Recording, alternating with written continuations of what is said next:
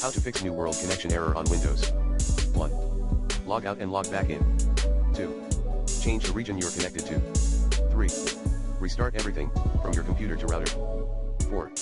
Refresh your internet connection. Run these commands as admin: IP protocol configuration /flushins, IP protocol configuration /registered, IP protocol configuration /release, IP protocol configuration /renew netshare winsock reset 5. Allow New World launcher.exe through your firewall. Like this. 6.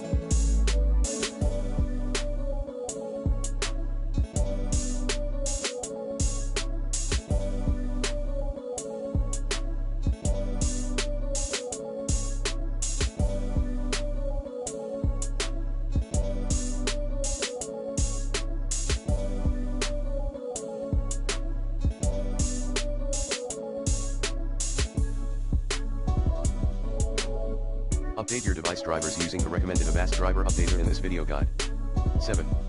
Verify your game integrity in Steam. Like this.